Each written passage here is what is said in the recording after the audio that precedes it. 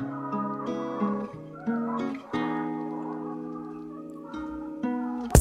like to welcome all to a safe place where healing awaits and troubles are erased. Let's sit and conversate about the struggles you face. I had struggles too, so I can relate. On the road to being great, you're gonna make mistakes. But when your voice is heard, there's a clean slate. Keep the faith, don't hesitate, somebody's here to listen. With every conversation, there's a new beginning. New horizons all rising, better days are near. Share your truth, have no fear, let me lend an ear. Lonely days are gone and you're not alone. Healing begins with being heard, so this is your song. All the tears, you are here and listening to my life, to my story, my pain. Yeah, I'll be brave, overcoming the struggles in my life, and I'll be the one to show you the way. You will hear my story. Hearts are all the same. You will hear my story. Hearts are all the same. Yeah.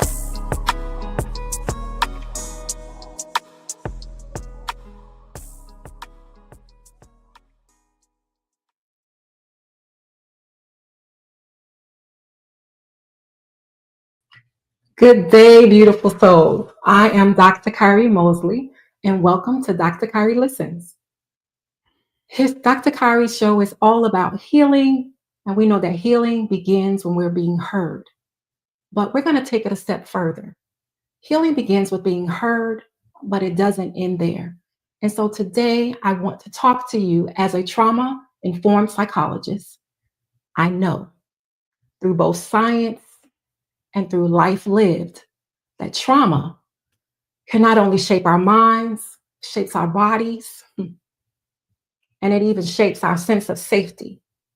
I also know that healing is possible and that today we begin by reclaiming our power.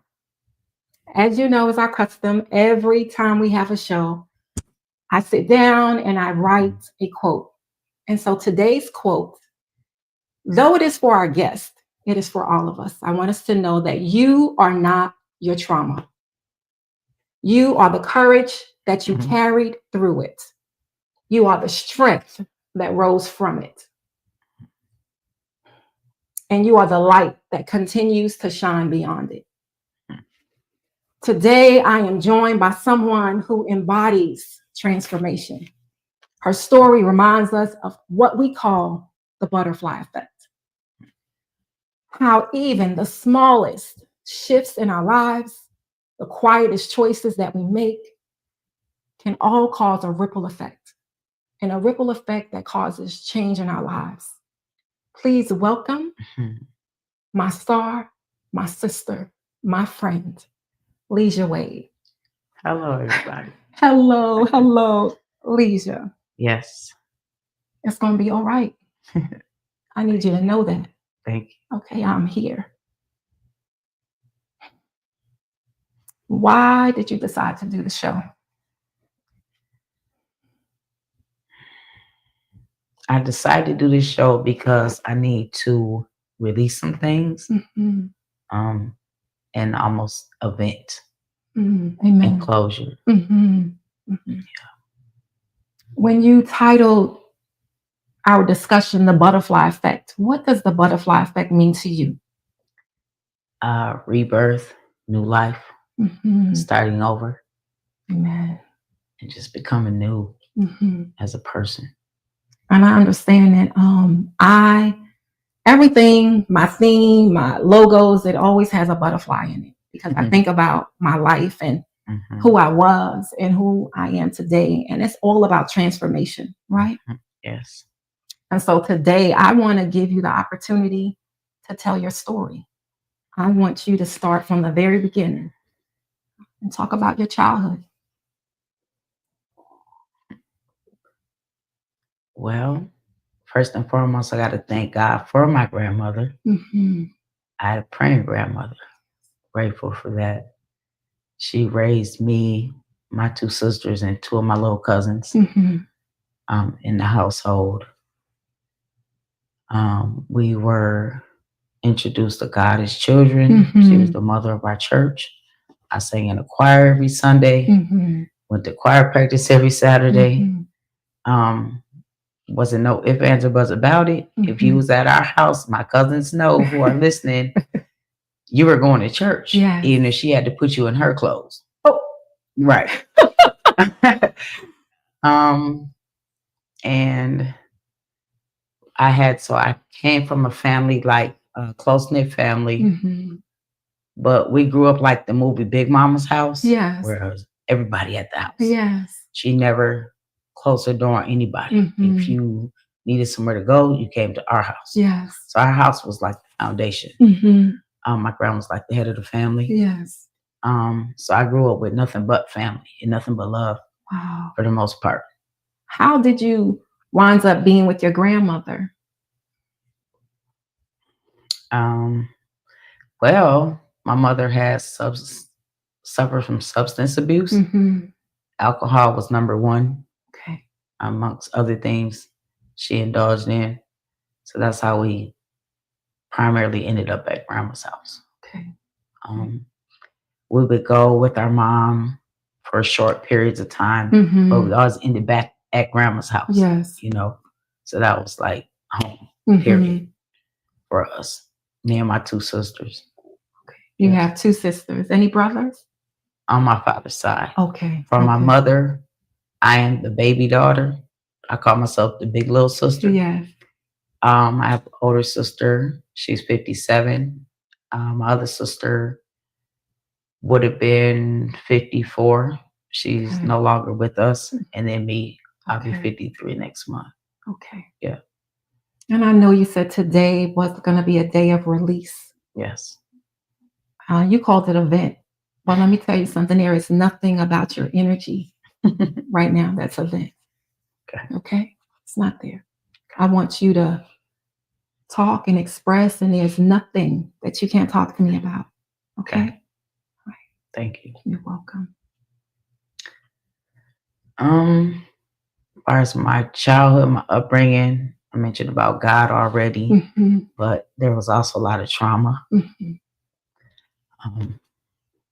I had, let me count them. My grandma had 7 children, and I had 2 aunts and 4 uncles. I always say out of the 7, I gotta count y'all. It's okay. 4 of them was held out the 7. Okay. My oldest uncle was Muslim, devout Muslim. Him and his wife, Angee. My second uncle was the stone cold gangster of the family, Uncle Charles. My oldest aunt Melanie, she was a civil rights activist type person. My Uncle Johnny was the pimp of the family. He was like Superfly. Yeah. Then my Aunt Ruby, she was the aunt that didn't nobody play with. Yes. She just was always off to herself with her family, living a quiet life. Then my mother was the party girl and chose to run with the boys. And then my baby uncle we call him the silverback. Because he kind of walked like one. Oh, yes. But he followed in his big brother's footsteps for the most part. Okay. So I grew up around one praying grandmother, gangsters, pimps, hoes, junkies. This was my everyday life. And how did that impact your life? Tremendously. I ended up being, like most children, a product of my environment. That's right. We were raised more like little pit bulls. We always had to be tough. Right. Couldn't show too much weakness. It wasn't allowed. Right. That's how they raised us. It was a lot of love there. Now, don't get me wrong. We were loved on abundantly. But sometimes when the lights went down and it got dark, it got crazy at my grandma's house. So me and my sisters were overexposed to things as little girls. We've seen a lot, heard a lot. And that's where the trauma comes from. Let's talk about that. What are some of the things that you saw, that you experienced? The shorter version is probably what didn't I see? Okay. Didn't we see? I've seen it all. I was the kid that was always paying attention, aware, knew what was going on. My saying is I've been grown since I was 3. Yes. It was like we would see women getting beat by our uncles, our mother being beat. We would try to help her as little girls, sometimes getting hurt in the process. I've basically seen really everything. I've seen people almost OD. I've seen, the first time I seen 2 women in a what would I call it? A lesbian relationship. I probably was about 9, and my mom again was the party girl. Right. So everybody would come to our house, party, whatever. And me and my sister Plum was coming down the stairs one morning to go get some cereal. There was 2 women naked on our couch in the scissor position. We were little girls. Right. So we just like, whoa, we didn't know really what was going on, but we did. Right. I was exposed to a lot. Say, like, for instance, if something went on with my family, say something bad was going on with my uncles or what have you, whatever, we were thrown in closets for protection because something was about to go down. So we had the uncles, everybody grabbing guns, sitting in windows, us getting put in closets or told to go upstairs. But that was our way of life for me as a kid. Me and my sisters. My little cousins, they came a little after, so they weren't too much exposed to this. But we knew, again, I was always attentive what to do. Right. They didn't have to tell us. When certain things took place, you had to go to the closet. Exactly. Or upstairs to my grandma's room in the closet. But once we seen them grabbing guns and getting in windows, we knew what to do. Yes. So that was traumatic for us. So as being a product of my environment, all I knew was I'd be a gangster. That's all I was raised around. Right. And I think people I misunderstood about me. Because I'm really one of the nicest people, kindest people you can meet. Yeah, you are. But I have that outer shell that you have to get through first. So I call that my turtle. Yes, your turtle. Because I'm hard on the outside, but really mushy on the inside. But because of my upbringing, I came out to be like a gangster boo. Right. Okay. Now moving forward to when I started having children, well, I had my first son, I was 22. I had my second son, I was 25. And I raised them as a single parent. But before we get to that part, I suffered a very abusive relationship with my last son's dad, resulting in him actually trying to literally take my life in 1990, I want to say 98. I had gotten some trouble earlier that year where I had to defend myself against 2 women trying to jump on me. and I ended up cutting one of them. Okay. So I almost went to prison.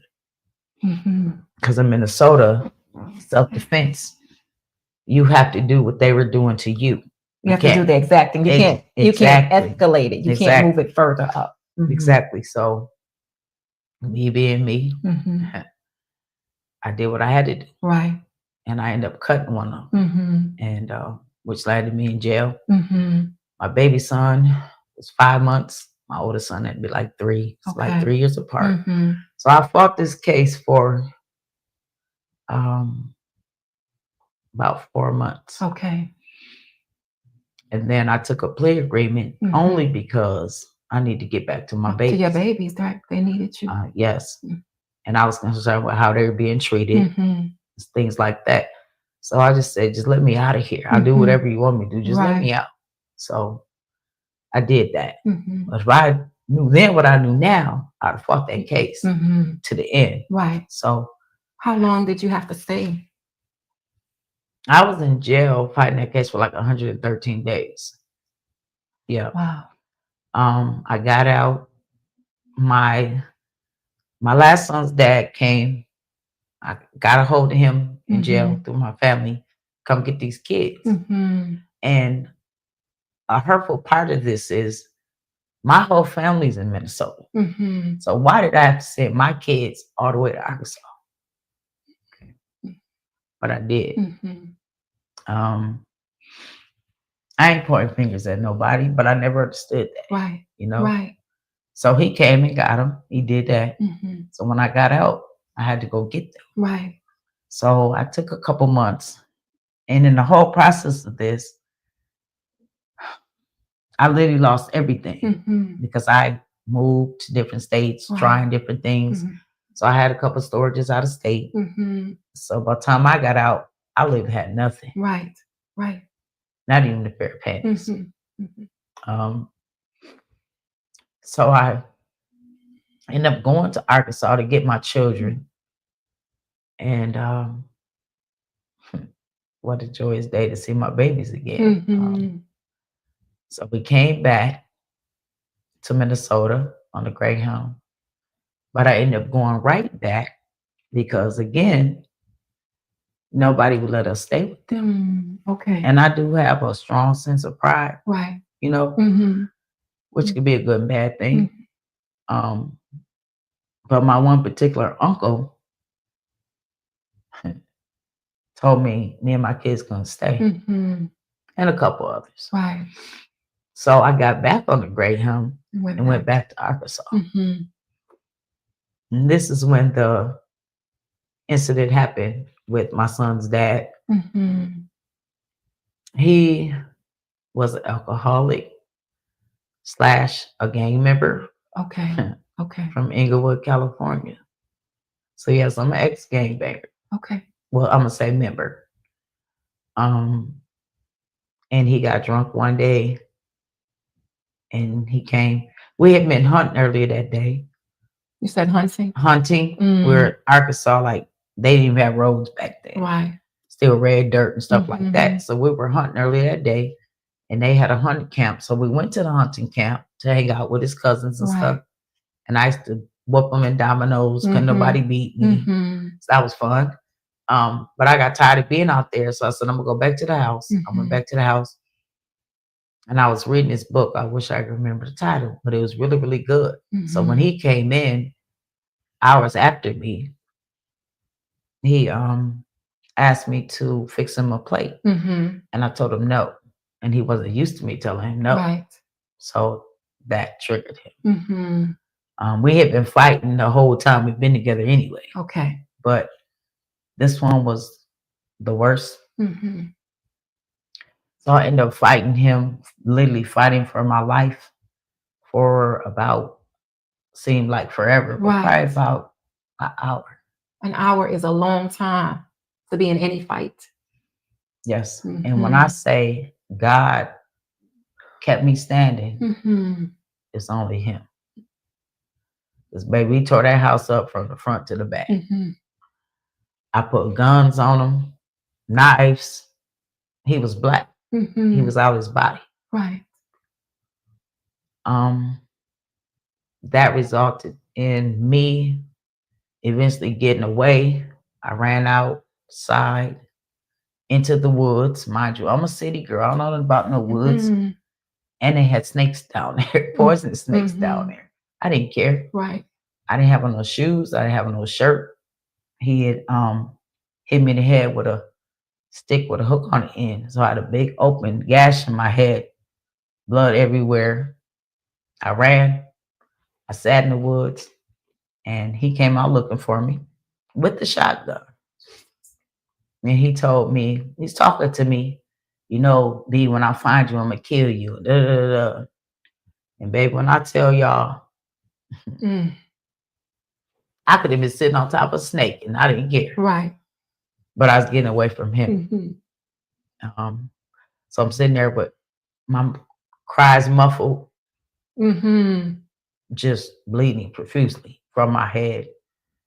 But in the process, his grandfather had called the police. Well, in the country, you guys, back then, it takes a while to get there, unlike the city. So I'm sitting in the woods watching for them as he's looking for me. So he eventually goes back in the house, and I hear him telling my kids to get dressed. Now he's gonna run off with my children. But I never understood why. I've always been a good mom. So the sheriffs eventually come. I shoot out from the back where I was hiding at. I meet them at the gate. He don't know they're out there. And that man looked at me. It was 2 African American sheriffs that came. He said, "Who did this to you?" And I said, "He's in the house." And they didn't ask no questions. They went in there. And the crazy part is he's like, "Oh, her name is Leja Wade. What? She has a warrant in Minnesota," trying to deflect the shut up and sit down. So they took him to jail. They took me to the hospital, of course. As we're driving to the hospital, I started getting cold. I was losing so much blood. And I got there. I didn't get stitches, baby. I had staples. I had to staple my head back together. So after they did that, got me fixed and all that, they took me back to get my children. Then they took us to a battered women's shelter in Arkansas. And then I was there for about 3 weeks. And I came home. Me and my babies came home. And I asked God on the way home, I said, "God, why me? Why have to endure all this pain?" And he told me, "So you can help other people." Amen. Amen. So I took that for what it is. I never questioned it again. I came home. And that's when the butterfly effect comes. Amen. I went to my dad's house, and I was there for 3 weeks. It was snow up to my knees. I had a 3-year-old on my arm, on my hand. I had a huge baby. My baby so much is big. I had him in a stroller, and I had a baby bag in my purse in the snow on the bus, and found us somewhere to live. Amen. I left my father's house. We started over. When I got to that apartment, we didn't have nothing. Well, I'll take that back. We each had a garbage bag of clothes, and that's it. I know that it's time for our break. And I'll tell you, when I tell you this story is, I don't want to interrupt your story. We're going to compose ourselves. I want to ask you guys to give us a minute. We'll be right back. This is Dr. Kyri, and this is Leja Wade. To God be the glory. And let's have a moment of clarity. There's freedom in your transparency. When you speak, you release. That's therapy. It's my decision to listen and do it carefully. Wanna live carefree? Well, it's gonna start. When secrets are kept, families are torn apart. I wanna do my part to help heal your heart. Shed some light on your life when your days are dark. Help ignite a spark that'll bring change. Be your shelter from the rain, assist with the pain.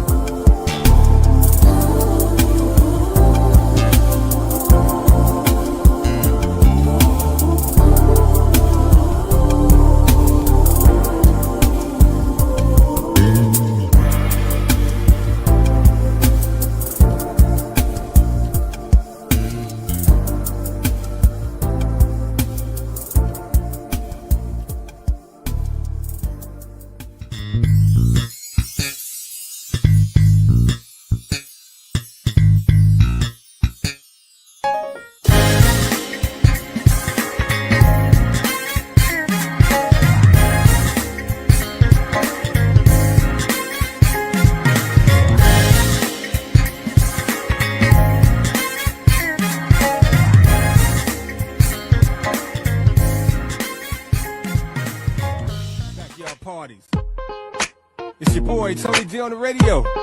You know what time it is. Let's go.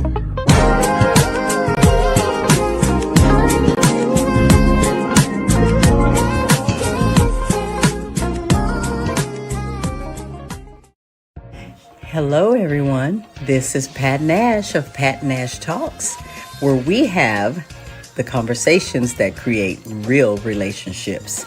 I'm here every single Sunday, 8 p.m. Central Time, 9 p.m. Eastern, and you can find us right here on Level Up Nation. See you then.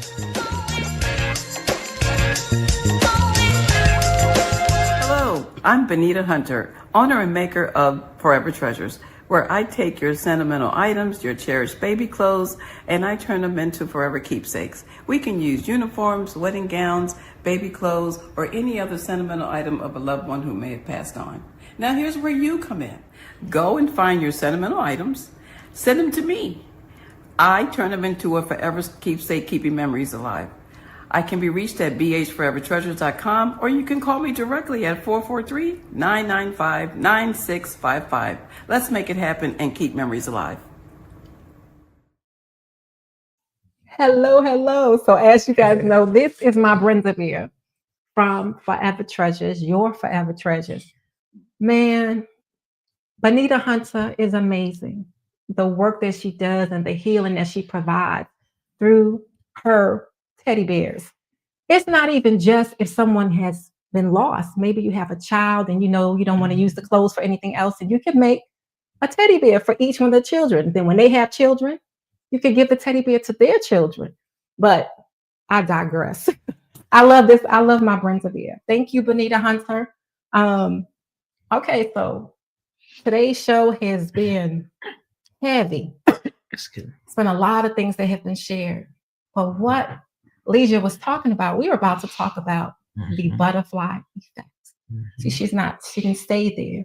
There's a transformation that's took place. And I'm excited. Thank you, everyone that's here today. Thank you for being present. Thank you. Leja, my star.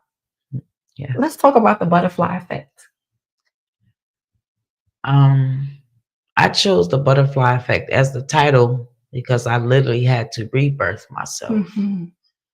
I had to go back from the caterpillar into the cocoon and come out this beautiful, vibrant butterfly. Yes. And continue. Your dress, you look like a butterfly. Did you guys see her dress? I love this dress. So if y'all see me wear this dress, don't be like, oh, that's Leja's dress. It's going to be Kyri's dress. I love it. Thank you. Right. And pretty much these colors on this butterfly came out. So that was about a rebirth for me. I went with my children, basically started over from nothing. And about, say give or take about a month in, I woke up one morning and God said to me, this has always spoken to me, and thank you, God, for that. He told me, you have to forgive him in order to heal. And baby, when I tell y'all, that was one of the hardest things I had to do besides bury my sister. Baby, let me tell you.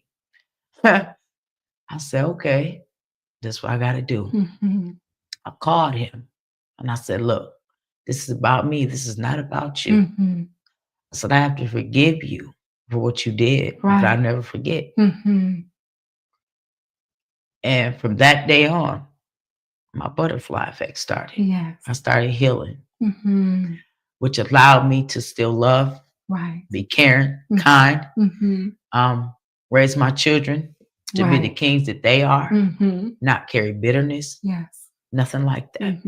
He took the black out my heart when I chose to forgive and listen to God. No black, nowhere, not at all. And I know that that's the truth. I know that's the truth. And sometimes people don't understand, oh, why you don't say nothing? Why you don't? I said, no, I can't give you that power over That's right. Because you speaking lies. You saying things that's not true. That's not who I am. That's right. And so I understand removing all the darkness. Yes. You know, it's essential for our healing. I had to. And I listened to God and everything started. I started healing. And also, you guys, when I say I walked in that apartment with each one of us a bag of clothes, baby. I walked out that apartment fully furnished. They spent the dime. Won't he do it? Yes, he will. My neighbors. So I'm a social person, a caring person. So I ended up being the hairdresser and the babysitter. Yes. At the same time. And as my neighbors would move and things like that, they just start giving me stuff. Yes. So I actually needed a truck to move out of there when I walked in there with 3 bags of clothes. God is an awesome God. He is. And he never left me nor forsake me. I ended up staying there for about 2 years. Then we moved back to Minneapolis, where I'm from. I was living in St. Paul. And that was about 2000, because I was there 98 to 2000. Came back to my city, Minneapolis. My kids are a little bit older. Now they're probably about, oh, mind you, I have 2 sons. Let me take back up. Armani. At that time. Period. I have 2 sons. Armani is my oldest. He just turned 31. Eris is my baby. He just turned 28 last month. They were about 8 and 5 because they're 3 years apart. Okay. And now life is going, you know, it's rolling, struggle, but it's okay. It's okay. I got my babies, it's okay. And one day, out of nowhere, July 25th of 2001, my mother OD'd on my couch.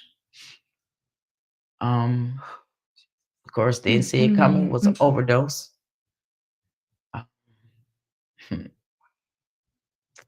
Yeah. So sorry. It's okay.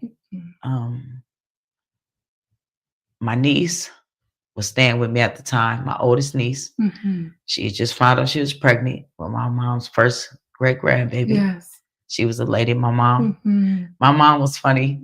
She would take my food, cook my food, tell me I can't eat it until my niece ate first. Really? Yes, it was funny to me though. I thought it was so super cute. She had to take care of that great Absolutely. Yes. So I didn't care. Thought it was funny. But that's what she did while she was staying with me. Right. And then one day she got up, she left the house. Me and her had a talk earlier that day. And I just know she came back. She was under the influence per usual. Now you guys got to understand that I've been watching my mother's eyes waddle in her head and high on drugs and all that stuff all my life. Right.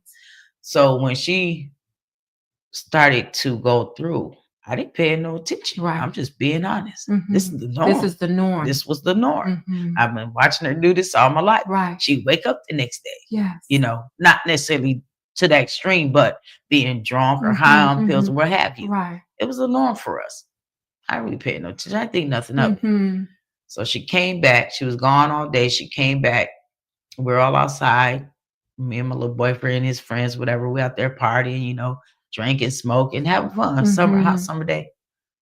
And my mother had a friend with her, a guy friend. They were sitting on the bricks.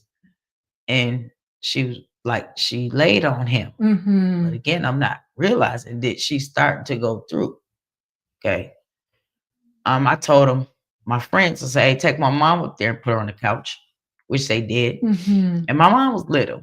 Most of us are petite women, especially in height. So my mom at the time probably was maybe 105 pounds, maybe 10 at the most. Okay.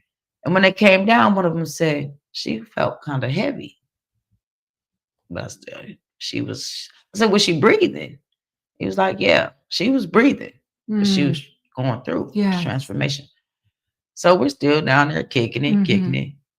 So my niece calls me. I lived upstairs. She's like, Auntie, come and wake Mommy Ellen up. I can't get her to wake up. Okay. I runs up the stairs and I ain't thinking none of it. So my couch is facing the door. And baby, when I tell y'all, as soon as I looked at my mom, I knew she was gone. All I could do was grab the phone, call 911. And I told them, my mom is dead. And of course I lost it. Yes. They came, and in between I called, aunts, uncles, everybody I need to call. Paramedics came. Well, fire truck came, laid in the middle of my floor, tried to revive her. It was too late. It was over. Right. Then my aunts and uncles and everybody came. And I just remember laying down there with her. Right. They put a pillow on her head and laid down there with her, talking to her, crying. But God had wiped all the scars off of her. Wow. I seen it. Yes. My aunt seen it. And I just remember saying, look at her. She looks brand new. Yes. My aunt says she does. She's seen it too. She was at peace. Yes. She was tired. My mother wanted to get over her alcoholism, but it was a disease. Right. And it is a disease. And it took for her to die for me to understand that it was a disease. Yes. I thought she just liked to party. You see what I'm saying? Right. Not understanding the severity of this disease she had. And she wanted to be better. Yes. Okay. But she lost. So, when we were on Friday, we talked about the paradoxes of losing and winning. We did. So she was in peace. Yeah, she was. She was no longer struggling, suffering. Right. Yeah. And she was transformed physically. Yeah. In front of your eyes. She was. So, they took her away. I'm cutting up, of course, and it was over. I lived in that house for a year. It was horrible every day. Right. I could see her every day laying in the middle of my living room. But I couldn't just pack up and go. I couldn't afford it. Right. So when the opportunity arose, I did end up moving for a new start. And we had a cremating and stuff like that. So I ended up with her ashes and all of that stuff. Then I just, went on life with my children and did the best I could with them. And that's, you raised kings. I did. And you were very intentional and very deliberate I was. about how you were going to raise them to be what you didn't have. Yes, ma'am. And so people sometimes you don't understand, like they say, oh, we have these curses, there's generational curses. This is the way it's gonna be. But no, we get to say what it's gonna be. That's right. It does not have to be what it was. Yes. And so I just want to lift you up and let you know I see you. Yes. I want to pause for a second. I want to talk about something. So in psychology, we talk about something called cognitive behavioral therapy. And it's CBT. That's what we usually hear, different therapists talk about CBT. And it's a way of noticing that your thoughts keep you stuck, right? It can keep you stuck and keep you in patterns, and you're not learning from them. But we have to learn to replace those thoughts with new thoughts in order to free ourselves of the bondage that we are in. It's not always to fault of our own. Right. It's just our circumstances, things that we've been through. Yeah. I want to ask you, when you were going through a very difficult life, how did you see yourself? How would you call yourself? What would you say? This is how I thought about myself then in comparison to now. Well, after the incident with my son's dad, I never looked at myself as a failure. Amen. That's a blessing. I was broken for sure. Amen. For sure. I bent, but I didn't break. That's right. But I was broken. You kind of understand what I'm saying? I understand it. I think a couple of days ago, I don't know if it was yesterday. So yesterday I posted on Facebook, I felt this brokenness. The pain, the brokenness. Because life is not always kind. Right. And so I understand being in a state of brokenness, but Mhm. not being broken. Yes. Right. Yes. And so it's just life experiences and Mhm. things that happen Mhm. that cause us to feel a certain way. And Right. so that's what CBT, cognitive behavioral therapy, is all about. It's about recognizing Mhm. this is where I was, this is how I feel, Mhm. but this is who I am. So I want to talk to you today about who are you now? Because you I see, the Leja I know is strong and firm, and she don't play. But my goodness, the gentleness. yeah. You are an amazing, amazing soul. That's all due to God's grace and mercy. Mhm. My praying grandmother, Mhm. first and Mhm. foremost. She prayed over us hard, and I'm Mhm. sure all of us are still living off her prayers. Mhm. She taught us how to pray. I'm grateful for that. Yes. Um, I just refuse to succumb to life. Mhm. I'm a Mhm. fighter, always Yes. been. Mhm. I call myself like the little train that could. I'm just Yes. gonna keep on Mhm. trucking, keep Mhm. on. And I just kept going. Mhm. I had to for my sons, no doubt. Right. I promised myself that whatever I did, I would not be an alcoholic like my mother. Mhm. And I stood on that 10 Mhm. toes down. Right. And I always would allow them to be children, something Mhm. I really didn't get to do. Right. Right. Mhm. And it worked. I mean, we They gotta are rewrite. amazing. Yes, we gotta rewrite our story. Oh yeah. Gotta Right. take that pen and that eraser and take out some stuff Yes. and add some stuff. Mhm. So I can only give honor to God for this. I thank him every day for allowing me and giving me the strength, Right. the wisdom and the courage to keep moving and keep going and never just stop and Right. give up Mhm. and say forget about it. Right. I'm just grateful for Mhm. that. I figured out my purpose. Mhm. And this came to me, God spoke to me within the last 5 years. Yes. I say, again, not the exact question, but I'm like, okay, God, so again, why do I have to be the one to endure so much pain, so much hurt? Right. Mhm. And he told me, your life had never been about you. I Come on said, now. Mm. oh, Never. never been about me. Mm-mm. That's why I've been through so much. Mhm. Because I'm here for a purpose and That's I'm right. here to help other people, Mhm. which is also my passion. Yes. I would love to have a nonprofit where I help children and Mhm. teenagers and things. I don't care the race, Mhm. just to help them get on the right path. Yes. I did it. That's I right. did it with my own sons. Mhm. Okay. Mhm. So I know through my story, Mhm. I can help other people. That's right. And that's my purpose. Mhm. And I love it. I started volunteering last year for a homeless shelter Mhm. called Family Promise in Mhm. Gwinnett. Wow. I love to give back. Mhm. And also right now we had a 3-alarm fire in my complex Mhm. about 3 weeks ago. Yes. We have several families that totally lost everything. Mhm. Well, I took it upon myself and God put it in me as well to Mhm. help these people with Right. limited resources. Mhm.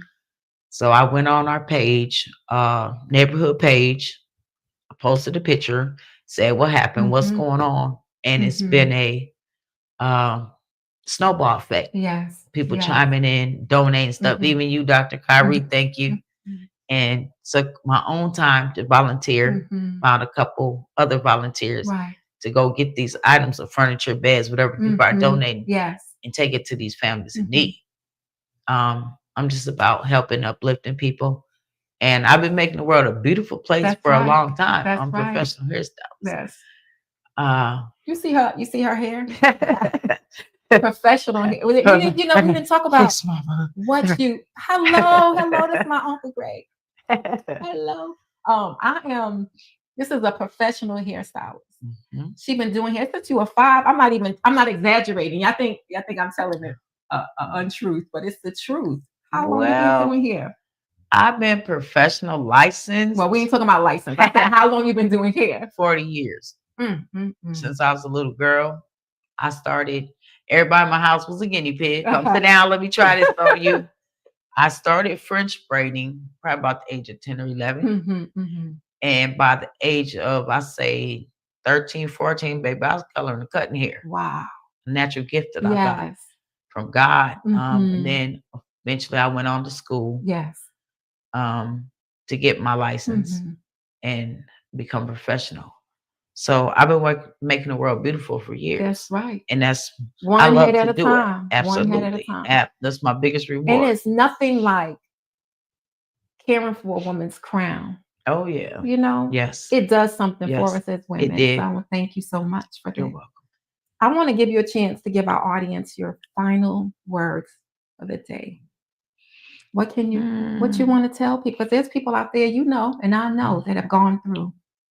Well, my final words to all men and women, keep your faith strong. Don't let it waver. Perseverance, tenacity, and the biggest is gotta have self-love. Baby, if you ain't got self-love, you ain't got nothing. I promise you that. I promise you that. Self-love is everything. Because when you have a certain sense of self-love, you don't allow people to treat you certain ways and talk to you certain type of ways. Okay? We've all been through things. Nobody's perfect. Nobody's story is perfect. Right. But once you develop that strong sense of self-love, you're unstoppable, baby. Yeah, I'm telling you. And I have learned that. Yes, I have ma'am. learned that. Yes, if I don't love me, I can't possibly love That's anyone else. That's right. And so it has allowed me, self-love Yes. has allowed me to stick up for myself. Yes. Say what needs to be said. Yes. And not be too concerned about if your feelings are hurt. Because you're trying to hurt my feelings. You're right. You know, I'm telling you, I don't know why. I used to eat that mess. You know, and so God has created in me a spirit of tenacity. And I'm so grateful. Beautiful souls, if you want to find Miss Leja, this is her Facebook, right? It's scrolling before us. Today has been an amazing day. I want you to know that as we go through the healing process, it's not about erasing the past. But it's about reclaiming the present. And that's a very big difference. So we could talk about the things that we've been through and we can help other people get through it too, but it doesn't change. I'm Dr. Kyri, right? And I'm not just a woman who is a psychologist, but I'm a woman who's lived through trauma myself. And I know that both science has taught me, but life has taught me more than any book, any textbook could ever teach me, that healing is essential for life. So wherever you're listening today, I want you guys to know your tomorrow is not defined by anyone else. That's right. It says our gifts in life come early. In life, we just gotta see it and build on it. I'm telling you, look, Uncle Greg, I'm telling you, I feel like I've been doing this my whole life. I just love it. Like I love helping other people. I love listening to other people.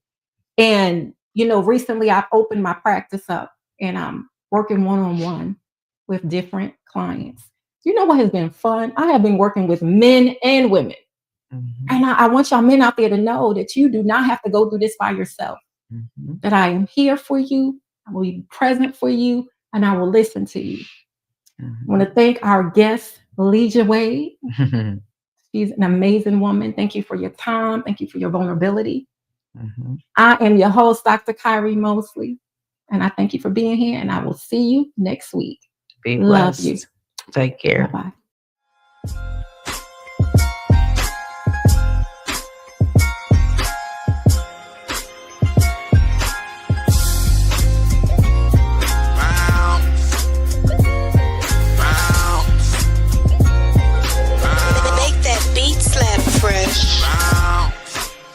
Make the beat slap. He send over the track so I can speak facts. Opposition pushing up, they need to ease back. You ain't talking about the gospel, you can keep that. Believe that, my heart is where the streets at. Over beats to his pieces where I preach at. A million grab the microphone and then I react. Never sold my soul's intact. Trying to change your brain, mental impact. Now out of this world, Satan been whacked. The devil is a lie, dude been capped. I let my light shine, the world been black. Taking back the music, dude getting jacked. Hooked on the Lord, my spirit on crack. Gotta move forward, ain't no turning back. Microphone check, talking 1 2. You know how we do when we come through. I represent the Father and the Son too. Roll with the Holy Ghost, what you won't do? You ain't rocking with God, then you gotta. You ain't rolling with the Lord, then you gotta. On demon time, then you gotta. You ain't a friend of mine, so you gotta. Sometimes I ask myself, what are people doing? What God do they serve and who are they pursuing? Instead of righteousness, they chose the path to ruin. You wanna see the Father, here's the way to him. Jesus is the way, the truth, and the life. We couldn't pay the debt, he had to pay the price. Gave his life a sacrifice just to make it right. The burden was heavy, he couldn't take it light. The battle's not ours, he had to take the fight. Showed up in the scene, demons were taking flight. Don't believe in the Father, then you can take a hike. Prayer changes things, what you praying like? Praying like if he gave a mic to help save a life. Telling non-believers about the way of Christ. His mercy and grace will always suffice. Represent the winning team all day and night. Microphone check, talking 1 2. And let's have a moment of clarity. There's freedom in your transparency. When you speak, you release, that's therapy. It's my decision to listen and do it carefully. Wanna live carefree? Well, it's gonna start. When secrets are kept, families are torn apart. I wanna do my part to help heal your heart. Shed some light on your life when your days are dark. Help ignite a spark that'll bring change. Be your shelter from the rain, assist with the pain. Lonely days are gone and you're not alone. Healing begins with being heard, so this is your song. All the tears you are hearing, listening to my life, to my story, my pain. Yeah, I'll be brave, overcoming the struggles in my life, and I'll be the one to show you the way. You will hear my story. They said it was wrong to promote me, that I wasn't ready, that I would fail. Those who have betrayed me must pay. You're the first black agent. Don't be the last. Revenge is all I have left. The CIA cannot get involved, so you're on your own. Aren't we all? I'm a man who gets what he wants. Just get me the money. You have 24 hours.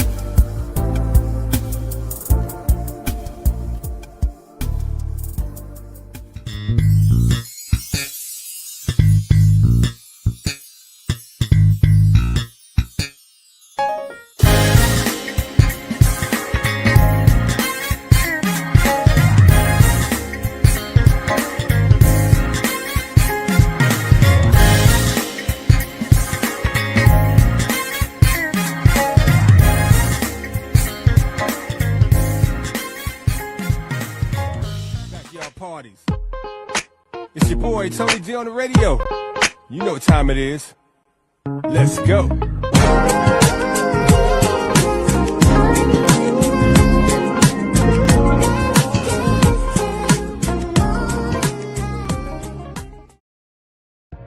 Hello, everyone. This is Pat Nash of Pat Nash Talks, where we have the conversations that create real relationships. I'm here every single Sunday, 8 p.m. Central Time, 9 p.m. Eastern, and you can find us right here on Level Up Nation. See you then.